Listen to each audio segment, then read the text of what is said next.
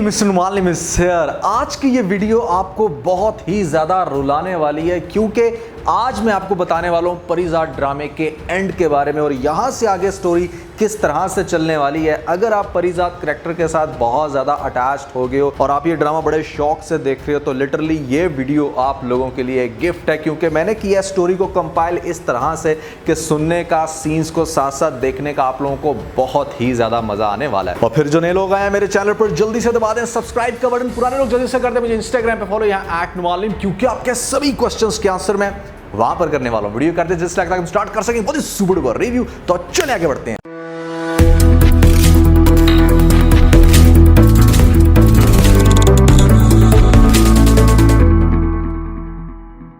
अच्छा, आप लोगों ने गौर किया होगा कि नहीद आई है अपने घर रहने यहाँ पर। ऑब्वियसली वो एक ऐसी कंडीशन में है जब लड़कियाँ नॉर्मली शादी के बाद अपने घर कुछ अरसा रहने के लिए आती हैं। जैसे ही नहीद घर आई है तो उसकी सिस्टर के साथ उसकी जो मीटिंग होती है, उसकी सिस्टर उसको ये बताती है कि परिजात तुम्हें बहुत ज़्यादा लाइक करता है, वो तुम्हारे बारे में बहुत कुछ लिख चुका है जिसका तुम्हें बिल्कुल भी आइडिया नहीं है। अब कहीं ना कहीं नहीद को पहले इस बात का आइडिया हो गया था जब ये लास्ट टाइम घर छोड़ के जा रही थी, तो अब इसको दोबारा डिटेल से बताएगी इसकी बहन, जिसके बाद ये परिजात की वो सारी शेर व शायरी पढ़ेगी और उसके अंदर फिर बहुत ज़्यादा इंटरेस्ट लेना शुरू हो जाएगी, उसके बारे में इनफैक्ट सोचना शुरू हो जाएगी। इसीलिए आपको दिखाया जा सकता है कि ये परिजात के घर आए किसी बहाने से और वहाँ पर आके परिजात से छत पे मिलने के लिए आए और परिजात देख के काफ़ी ज़्यादा हैरान होगा कि ये मेरे से मिलने कैसे आ सकती है, मतलब मैं तो इससे बहुत प्यार करता हूँ। हो सकता है कि यहाँ पर आके नहीद कन्फेस भी कर दे कि वो भी उसे बहुत ज़्यादा लाइक करती है, लेकिन वो स्टेटस को मद्देनज़र रखते हुए ऐसा बिल्कुल भी सोच नहीं सकती थी, क्योंकि परिजात को वो कहीं ना कहीं शायद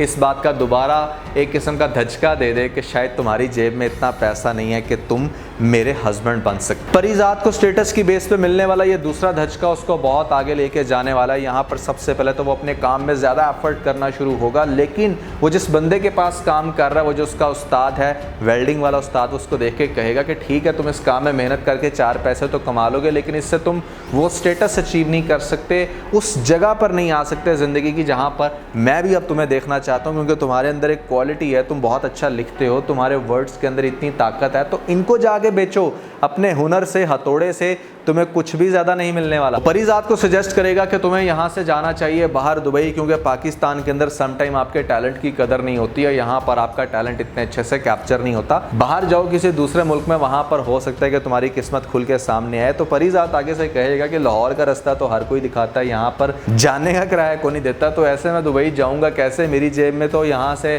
कराची जाने के लिए पैसे नहीं है। तो हो सकता है कि कराची का सुन के फिर उस वेल्डिंग वाले उस्ताद को ये याद आए कि भैया कराची के अंदर एक बहुत बड़े सेठ साहब है जिनका नाम होगा बहरोज। अब बहरोज करीम का जो कैरेक्टर प्ले करेंगे वो यहाँ पर नुमान इजाज प्ले करेंगे और ये एक बहुत ही रिच बंदा दिखाया गया आपको, जो कि हो सकता है कि बेस्ड हो कराची के अंदर, या इसी बंदे को दुबई बेस्ड भी दिखाया जा सकता है। अब ये क्वेश्चन मार्क है जो कि ड्रामे में आगे जाकर रिजॉल्व होगा, लेकिन मुझे लगता है यही है कि ये बंदा कराची में रहता है। तो ये बहरोज के पास भेजेगा और ये कहेगा कि मतलब यहाँ पर एक बहुत ही ऑनेस्ट बंदा है, जिस तरह का बंदा तुम्हें चाहिए था अपने घर में सिक्योरिटी गार्ड के तौर पर, या साथ में जो पर्सनल इन्फॉर्मेशन भी कैरी कर सके, क्योंकि एक तो होता है ना कि आपके सिक्योरिटी गार्ड हैं बहुत ज़्यादा, लेकिन एक आपको ऐसा बंदा भी चाहिए होता है गार्ड के साथ जो कि आपकी पर्सनल इन्फॉर्मेशन को कैरी कर सके। ऐसे अमीर लोगों को इस तरह के बंदे की ज़रूरत होती है और वो उनसे पर्सनल लेवल पे बहुत बड़े बड़े काम करवा रहे होते हैं, क्योंकि ऐसे जो सीधे साधे बंदे होते हैं ये बिल्कुल भी बेईमानी करने का तो सोचते नहीं। और परिजात का कैरेक्टर कुछ ऐसा ही कैरेक्टर दिखाएगा जहाँ पर उसको एक बहुत ही सीधा साधा बंदा और बिल्कुल अपनी धुन में मगन रहने वाला, अपने आप में लिखने वाला, उसको दुनिया के किसी पैसे की दौलत की खास लालच नहीं है, जिसकी वजह से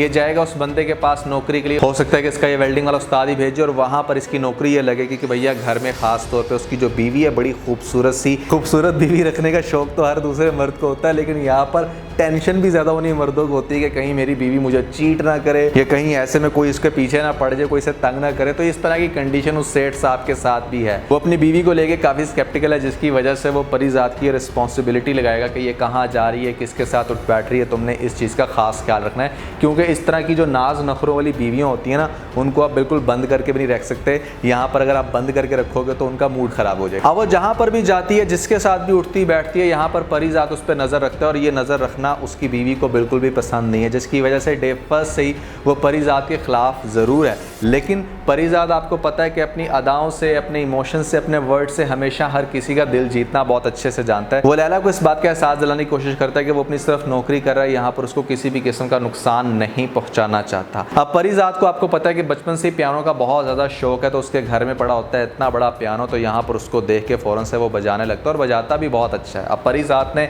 कब कहाँ सीखा था ये, इस चीज़ का कोई अता पता नहीं है। खैर, ये जब अच्छा पियानो बजाएगा, साथ में अच्छी शायरी वैसे ही लिख लेता है, तो इसके दीवाने दोनों ही बहुत ज़्यादा होने वाले हैं। एक तो वो बहरोज़ और ख़ास तौर पे इसकी बीवी इस तरह से इंप्रेस होगी कि कहीं ना कहीं हो सकता है कि उसको भी शेर व शायरी में थोड़ा सा इंटरेस्ट हो। लेकिन शेर व शायरी से भी ज़्यादा हो सकता है कि वो परीज़ाद की पर्सनैलिटी से इंप्रेस होना शुरू हो जाए कि कितना सीधा साधा बंदा और कितना अपने आप में साफ बंदा है ये। लेकिन दुनिया इसको किस नज़र से देखती है, that is very strange. Story का दूसरा इंटरेस्टिंग रुख भी आपको बता दूं कि यहाँ पर आपने देखा कि परीज़ाद ने अपनी बहन सईदा की बहुत ही ज़्यादा हेल्प की। यहाँ पर 5 लाख उसकी हथेली पे जाके रख दिया अपनी वो सारी शायरी बेच के। तो यहाँ पर उसका सईदा का जो हस्बैंड है ना, वो बहुत ही ज़्यादा शर्मिंदा होगा, क्योंकि उसने काफ़ी बातें सुनाई थी कि तुम्हारा तो कोई साथ देने वाला नहीं है। अब उसको स्टार्ट में अच्छा करैक्टर दिखाया था, यहाँ पर शर्मिंदगी में अगेन वो अपनी बीवी को यानी कि सईदा को इस चीज़ की इजाज़त देगा कि वो जितना पढ़ना चाहती है पढ़े, जो बनना चाहती है बने, उसे हर तरह से सपोर्ट करेगा, क्योंकि उसने एक बहुत ही मुश्किल घड़ी में उसकी हेल्प की है। तो यहाँ पर उसका जो हस्बैंड होगा वो अपना बिजनेस तो सेट करेगा, लेकिन साथ में सईदा को भी पढ़ने की इजाज़त दे देगा, जिसके बाद सईदा का आगे जाके फ्यूचर के अंदर एक इतना ज़बरदस्त कनेक्शन है जो मैं आपको थोड़ा सा आगे जाके बताता हूँ। अब परीज़ाद एक तरफ से तो यहाँ पर बहरोज़ की बीवी का ख्याल रख रहा है, यहाँ पर उसके घर के काफ़ी सीक्रेट काम कर रहा है, लेकिन दूसरी तरफ वो बैठ आपको दिखाया जा सकता है कि फ्री टाइम में रेडियो सुनता है, और रेडियो के अंदर एक ऐसा शो लगता है जो कि एक ख़ास किस्म की आरजे प्ले करती है, और वो जो आरजे उसकी आवाज़ भी बहुत अच्छी है। वो बड़ा इंटरेस्टिंग कैरेक्टर आपको दिखाया जाएगा जो कि यमुना ज़ैदी की तरफ से प्ले हो रहा होगा। अब यमुना ज़ैदी क्या करेगी, हो सकता है कि जैसे आपने अक्सर देखा हो कि जितने भी आरजे होते हैं वो रैंडमली किसी भी लिसनर का इंटरव्यू ले लेते हैं, जिसके बाद यहाँ पर परीज़ाद जब अपना इंटरव्यू देगा और अपने आप को वो बताएगा कि वो एक शायर और वो लिखता है, तो हो सकता है कि वो उसे कहे कि मुझे कोई अपनी शायरी सुनाओ जो भी तुम। तो ये जब अपनी शायरी सुनाएगा तो उसके जो व्यूवर्स होंगे आरजे के, वो भी बहुत इंप्रेस होंगे, और आरजे खुद भी बहुत ज़्यादा इंप्रेस होगी कि मतलब क्या कमाल का ये बंदा लिखता है, जिसके बाद उसे बार बार इन्वाइट करेगी, या हो सकता है कि उसके साथ पर्सनल कॉन्टैक्ट में भी आ जाए। अब परीज़ाद भी उस आरजे के साथ बहुत ज़्यादा बातें करना शुरू हो जाएगा, उसको बताना शुरू कर देगा कि उसने लाइफ के अंदर कौन कौन सी डिफ़िकल्टीज़ देखी हैं। यहाँ पर उसको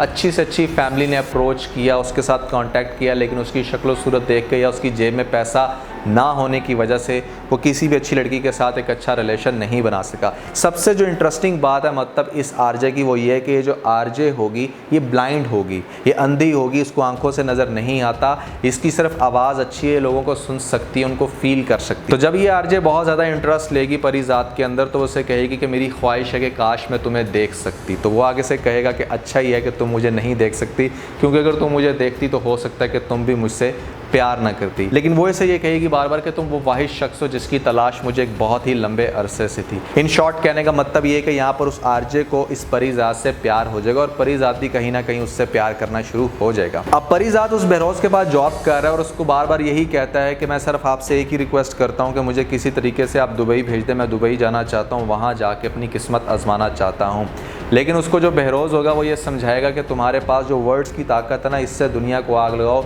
तुम कुछ ऐसा लिखो तो तुम देखना तुम कितना फेमस हो जाओगे, तुम्हारे पास ढेर सारा पैसा आ जाएगा, तुम फ्री टाइम में बैठ के किताबें लिखा करो। हो सकता है कि वो उससे कुछ ऐसी बातें समझाए जिसके बाद परीज़ाद को आगे जाके बहुत ज़्यादा लिखते हुए दिखाया जाएगा। वो अपना पूरा दिमाग यूज़ करके, अपनी पूरी एबिलिटीज़ यूज़ करके, अपने पूरे लाइफ एक्सपीरियंसेस को अपनी आंखों के सामने रख के वो सब कुछ लिखना शुरू कर देगा, जो भी मतलब उसके दिमाग में चलता जा रहा है, और इस तरह से वो एक बहुत ही इंटरेस्टिंग बुक लिखेगा। फिर आपको दिखाया जाएगा ड्रामे के अंदर काफ़ी इंटरेस्टिंग सीन, जहाँ पर वो जो इसकी बहन है सईदा परीज़ाद की, वो पढ़ लिख के इतनी अच्छी ऑफिसर बन जाएगी, हो सकता है कि उसे पुलिस का कोई बहुत अच्छा रैंक मिल जाए जहाँ पर वो जॉब करना शुरू हो जाए। और इसका बहुत ही इंटरेस्टिंग कनेक्शन आगे जाके आप लोगों को बताता हूँ। लेकिन भैया साथ में ये भी आपको बता दूँ कि वो जो लड़की है यमुना, जिसको शायद बुखारी के नाम से इस ड्रामे के अंदर इंट्रोड्यूस करवाया जाएगा, वो बहुत ज़्यादा इंटरेस्ट ले रही है, वो उसका मुजस्मा बनाना शुरू हो गई है, अपने हाथों से फील करना शुरू हो होगी कि मतलब उसका चेहरा कुछ ऐसा होगा कि मतलब हाथों से उसका चेहरा बना के फील कर रही है। तो काफ़ी इंटरेस्टिंग कैरेक्टर दिखाया जाएगा, ये भी बहुत ज़्यादा इन्वॉल्व हो जाएगी परिजात के अंदर।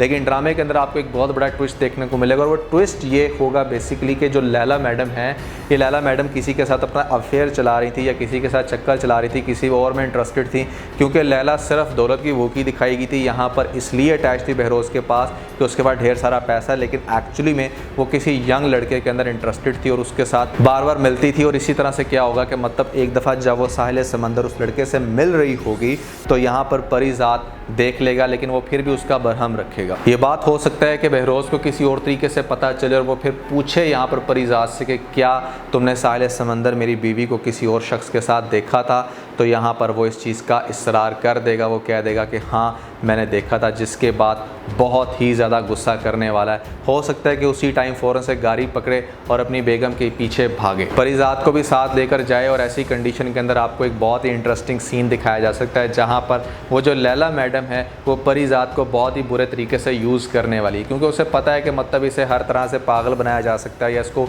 यूज़ किया जा सकता है। पागल तो नहीं आप कह सकते, परिजात समझदार तो काफ़ी है, लेकिन वो अपने आप को ना हर किसी के लिए कुर्बान कर देता है बहुत आराम से। जब वो ये देखेगा कि एक ऐसी सिचुएशन है जहाँ पर लैला मैडम की इज़्ज़त ख़तरे में है, या एक ऐसी सिचुएशन जहाँ पर वो जो बहरोज़ है वो लैला को शायद छोड़ दे या जान से मार दे, तो परिजात ये सारी सिचुएशन खुद पे ले लेगा, या परिजात ये सारी सिचुएशन खुद पे ले लेगा, या वो लैला मैडम हो सकता है कि परिजात के ऊपर इल्ज़ाम लगा दे कि मुझे परिजात भगा के लेके जा रहा था, या परिजात के कहने पर मैं यहाँ पर आई। व्हाट्सएवर जो भी कंडीशन बनेगी तो परिजात को ये लोग जान से मारने की कोशिश करेंगे, जिसके बाद फ़ौरन से लैला मना कर देगी। बहरोज़ काफ़ी ज़्यादा हैरान होगा कि एक तरफ से तो ये इसके ऊपर इल्ज़ाम लगा रही है और फिर इसको मारने भी नहीं दे रही। दार में कुछ तो काला है, और वो जो काला होगा वो आगे जाकर उससे क्लियर हो जाएगा जब वो अपनी बीवी को और यहाँ पर परिजात को ये कहते हुए, ये बातें करते हुए देखेगा, जहाँ पर उसकी बीवी माफ़ी मांग रही होगी परिजात से कि तुमने मेरी जान बचा के मुझ पे बहुत बड़ा एहसान किया, मेरी इज़्ज़त रख के, मैं तुम्हारी बहुत बड़ी देनदार हूँ, तुम मुझसे कुछ भी मांग सकते हो, मैं वो तुम्हें देने के लिए तैयार हूँ।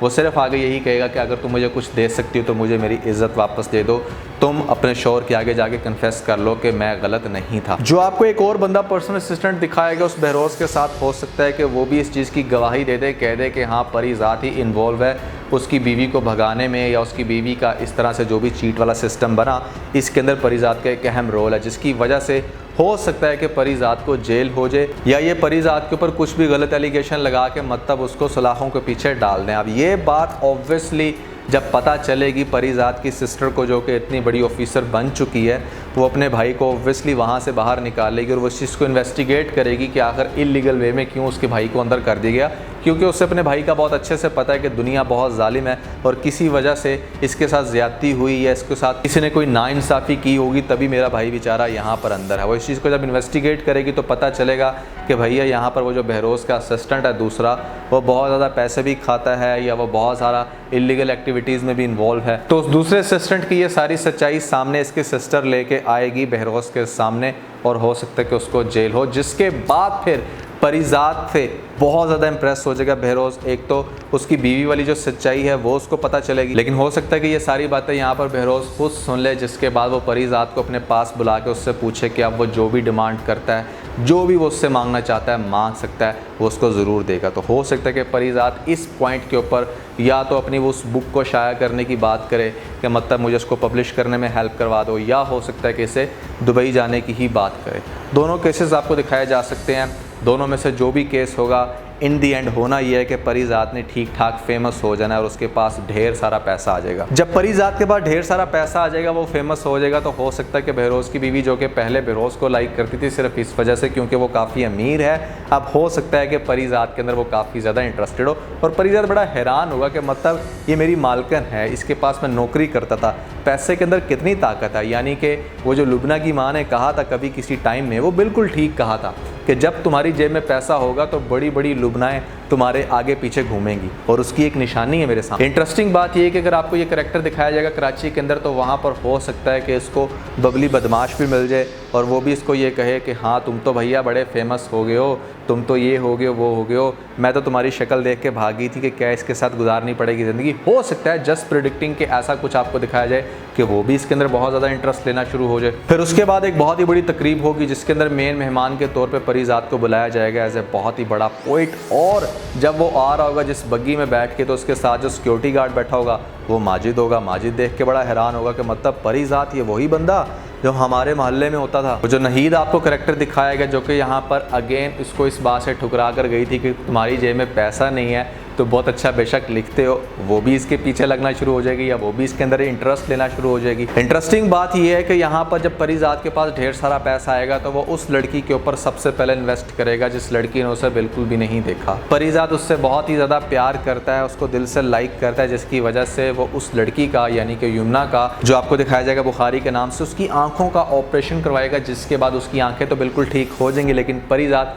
रूपोश हो जाएगा। यहाँ पर वो बिल्कुल गायब हो जाएगा, उसके सामने नहीं आएगा, क्योंकि उसे इस चीज़ का डर है कि अगर मैं बुखारी के सामने आया तो हो सकता है कि वो भी मुझे रिजेक्ट कर दे। लेकिन बुखारी का जो करैक्टर दिखाया गया वो इन सभी करैक्टर से बहुत ही ज़्यादा डिफरेंट होगा, क्योंकि उसने एक ऐसी कंडीशन देखी है अपनी लाइफ के अंदर, जैसे परीज़ाद ने अपने काले रंग की वजह से बहुत ज़्यादा लाइफ के अंदर क्रिटिसिज्म देखा, बहुत ज़्यादा लाइफ के अंदर ट्रबल्स देखी, इसलिए वो इस चीज़ को अंडरस्टैंड कर सकता है कि रियल लव क्या होता है। इसी तरह वो जो बुखारी का करैक्टर है उसने अपनी पूरी ज़िंदगी आंखों के बगैर गुजार दी, तो इसलिए उसे इस चीज़ की कदर है कि इंसान की या प्यार को किसी भी तरह से उसकी दौलत से या उसकी पर्सनालिटी, उसकी लुक एंड फील से नहीं तोला जा सकता। तो इस वजह से अपनी आंखों के आने के बावजूद वो परीज़ाद से बहुत ही ज़्यादा मोहब्बत करती है और परीज़ाद से मिलना चाहती है, लेकिन परीज़ाद उसके सामने नहीं आ रहा। ये आपको बड़ा इंटरेस्टिंग सीन दिखाया जाएगा जहाँ पर परीज़ाद ये देखेगा कि मतलब अब वो सभी लड़कियाँ जिन पे वो कभी ना कभी टाइम टू टाइम मरा था, जैसे पहले नहीद, फिर आपको दिखाई बबली बदमाश यहाँ पर साइमा के नाम से, फिर आगे से लुबना आई,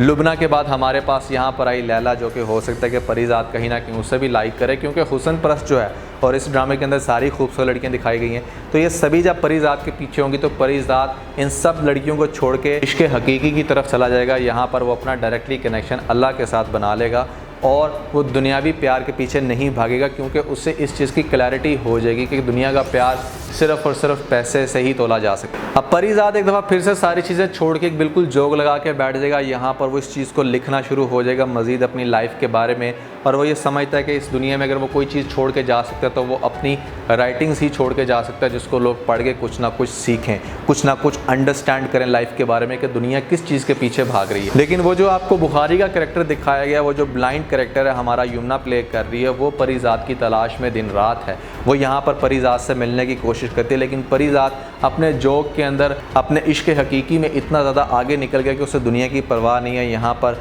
बस वो सिर्फ सुबह शाम लिख रहा है और वो एक बहुत ही बीमारी की कंडीशन में भी चला जाता है, और आप कह सकते हो कि वो मौत के बिल्कुल करीब होता है जब उसकी फाइनली मुलाकात हो जाती है यहाँ पर बुखारी करैक्टर से। बुखारी उसको किसी गांव के अंदर जाके हो सकता है तलाश करें और उसे पता चले कि परीज़ाद तो असल में यहाँ पे रहता है। वो एक पुराने से गांव के अंदर जाएगी, वहाँ पर देखेगी परीज़ाद चरपाई पे लेटा हुआ होगा, बीमारी की हालत में होगा, और इस तरह से उसका सांवला रंग ये देख के वो बहुत ही ज़्यादा रोएगी। वो कहेगी तुमने ऐसा क्यों सोच लिया कि तुम्हारा रंग अगर सांवला है, तुम दिखने में इस तरह के हो और तुम इस तरह के किसी पुराने गांव में रहते हो, तो मैं तुमसे मोहब्बत नहीं करूंगी। तुम्हें मैंने बिल्कुल वैसा ही पाया है जैसी मैंने मूर्ति बनाई थी, जैसा मैंने अपने दिमाग में सोचा था। तुम उतने ही खूबसूरत हो और मैं तुमसे दिल से बहुत ही ज़्यादा प्यार करती हूँ। परीज़ाद ये बातें सुन के काफ़ी ज़्यादा हैरान होगा। उसने ज़िंदगी में पहली दफ़ा किसी इंसान को अपने लिए एक रियल लव के तौर पे देखा होगा, एक ट्रू लवर जो कि उससे beyond the benefit, beyond the losses उसको प्यार करता है। तो परीज़ाद ये देख के बहुत ही ज़्यादा हैरान होगा। यहाँ पर ड्रामे का ये जो सीन होगा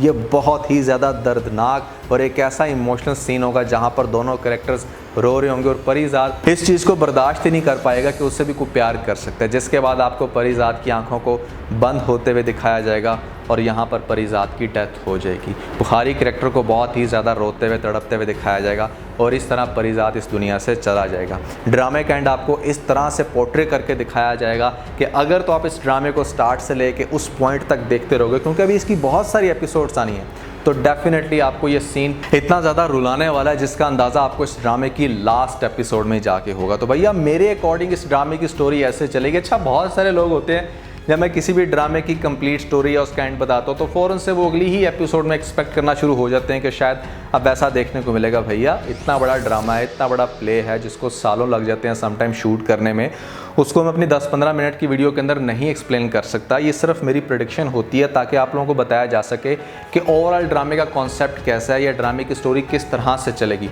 आप लोग अपनी सजेशंस भी मुझे दे सकते हो, जैसे मैं हमेशा से पूछता हूँ आप लोगों से कि भैया मेरे अकॉर्डिंग तो ऐसा होगा, लेकिन आप लोगों के अकॉर्डिंग क्या हो सकता है ज़रूर बताइएगा नीचे मुझे कमेंट सेक्शन में। तो आज के बस इतना। अगर आपको इस वीडियो के अंदर कोई एक पॉइंट पे लगा तो आप इस वीडियो को लाइक जरूर कीजिएगा और अपने दोस्तों के साथ ज़्यादा से ज़्यादा वीडियो को शेयर करने की कोशिश करें, स्पेशली उन दोस्तों के साथ जो पाकिस्तानी ड्रामास के बहुत बड़े फैन है। तो सब्सक्राइब बटन के ऊपर जरूर क्लिक कीजिएगा और कमेंट सेक्शन में मुझे अपना फीडबैक देना मत भूलिएगा। और ये सारे काम करने के बाद आप बेल जरूर प्रेस कर लीजिएगा ताकि लेटेस्ट अपडेट आपको सबसे पहले मिल सकें। इसके साथ ही बहुत सारा ख्याल रखें। Stay motivated and God bless you.